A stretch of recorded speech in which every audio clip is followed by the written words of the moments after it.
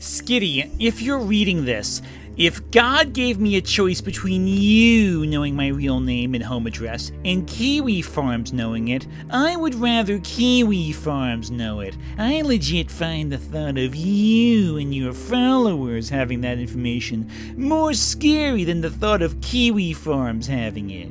If I didn't want someone to have my real-life information, I would personally avoid signing up for that person's Patreon using an email address containing my full name. But that's just me. So hi everyone, it's me, Skitty. In general, I believe the best way to deal with Kiwi Farms or any sort of online harassment is to ignore it. You're not likely to make much headway with people who've already decided what they think of you, and that's fine. I don't need everyone to like me, but very rarely you'll have people who take their parasocial weirdness way too far. So let me tell you a story. There is a recurring viewer of my channel who is, essentially, a superfan. He's in chat just about every time I stream, he's very active in my comment section, and even keeps up with the videos here on my second channel. Despite him hinting repeatedly at not being 100% ideologically aligned with me, I was nice to him because, hey, a regular viewer is a community member, and I try to be reasonable when possible. Besides, he seemed quite young and not particularly mature, and I try not to assume malice in cases when it could just as easily be stupidity driving someone's actions. A week ago, this person joined my Patreon at the $20 tier and gained access to my Discord server. The people in my server are pretty cool, and it seems that this person agreed, as he started to mingle with people and even offer emotional support to a few of them. He had his idiosyncrasies,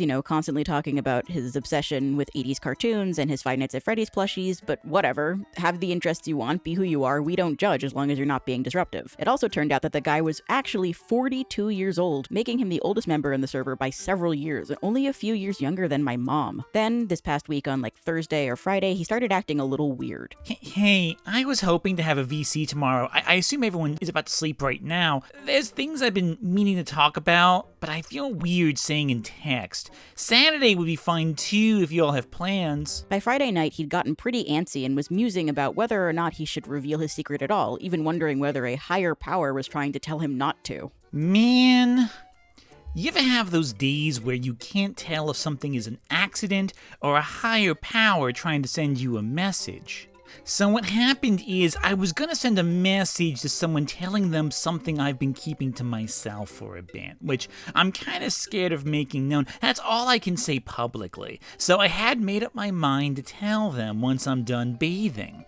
So I get out of the bath, pick up my wireless keyboard, and put it down on my bed while I get situated. It slides off the bed towards the gap between the bed and the wall. I reach for it and it falls all the way down to the floor. It's hard to get out, and when I do, somehow it's also lost a key, the M key specifically. Now I'm OCD, so I have to clean it for having gotten under that side of the bed. But also it's broken now, so I have to put it away and take out the replacement. Thankfully, I keep replacements on hand anyway. So now I'm like, is this a higher power telling me that having that talk with whomever is a bad idea? Or perhaps it's actually a good idea, and some demon doesn't want me to do the right thing. Or maybe it was just an accident, means nothing. Or maybe I want more candy. Or maybe it's one of the littles, just thought my keyboard would make a neat toy. So eventually I sit down with this guy and hear what he has to say. Come to find out, he's the guy who made my Kiwi Farms thread. According to him, he actually liked my Tears of the Kingdom video, and him posting it to the farms was a ploy to get more people to watch it. But as someone who's actually read that thread, I instantly knew this was bullshit. I reminded him of some of the things people have said on there, about me, about my content, about my partner at the time, and he did actually apologize and even offered to reach out to the site's main admin to see if he could get the thread taken down, which I asked him not to do. Instead, all I asked was that he let the thread naturally die out. One of my mods took it from there, basically chewed him out for being stupid, and while I didn't kick him from the server on the spot, I did ask that he leave on his own, just to avoid stirring up drama, and I also refunded his $20. At some point during all of this, someone else joined the call since we were just sitting there in the channel. There was sort of an awkward moment where they realized it was not a great time to be in call, and so they left, but the next morning, the guy had not left the server and was talking to the person who had briefly joined the previous evening, and instead of telling them what we actually discussed, he came up with some insane story about me being a former student of his. Basically,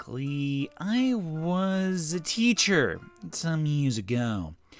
I had a student who sounded exactly like Skitty, so I thought I might actually be that student. And actually, early on, Skitty thought they recognized my voice as well. Then I had to go and answer a knock at the door. When it came back, lots of people had joined, but we had to shoot out people because it was obvious.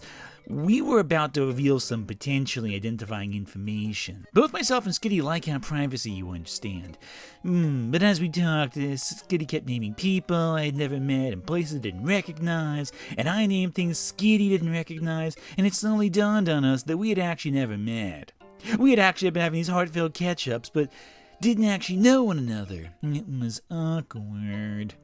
So yeah, that's basically what that was about. At this point, I figured if he was going to be sticking around and lying about the situation he created and got himself into, banning him would just be the easiest solution. So I did, and then, not 48 hours after his tearful confession of guilt, he was back to posting in the Kiwi Farms thread. Then, a day after that, I received a flurry rush of hate comments from a YouTube account that had been created that same day. Curious. This one stood out to me. The sad thing is the amount of ass-kissing simps in this comment section, giving money to a YouTuber that won't be there for them when they die. Only a joke of a soy boy gives money to a random strangers.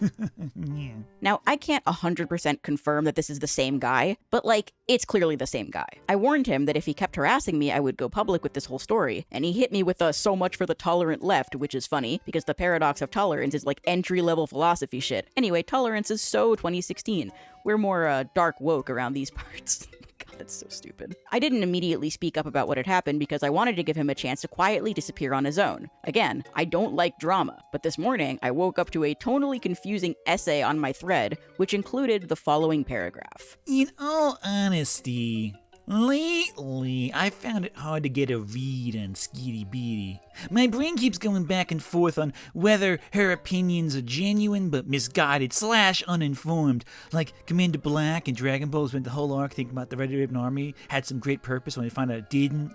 Or whether Skitty knows full well that a lot of what she says is weird, contradictory, nonsensical, or yikes-inducing.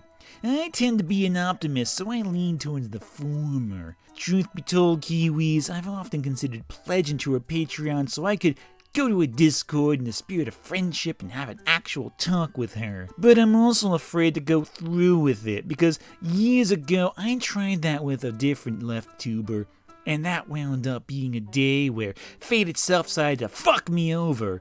A day where real-life neighbors all decided they wanted to pay me a visit. I constantly needed to go outside to stop animals from chasing my cats and all. On top of all of that, I had somehow forgotten to take my pain meds. I'm a completely different person without my meds. A weak, caring little simp who has about as much cognitive faculty as Joe Biden, and who will easily give in to just about anything. I'm sure history would repeat itself if I tried to talk to Skitty or any other left-tuber.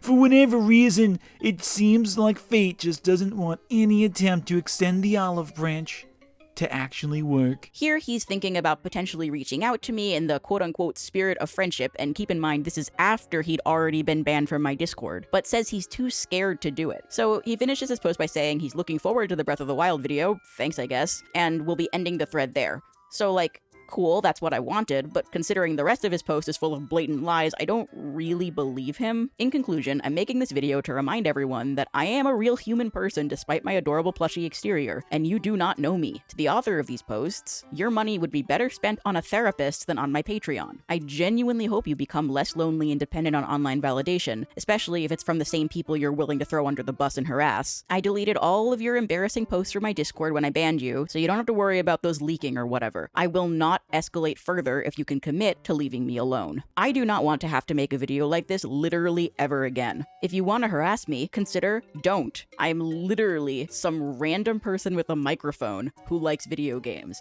Please let me keep it that way. Thanks for watching.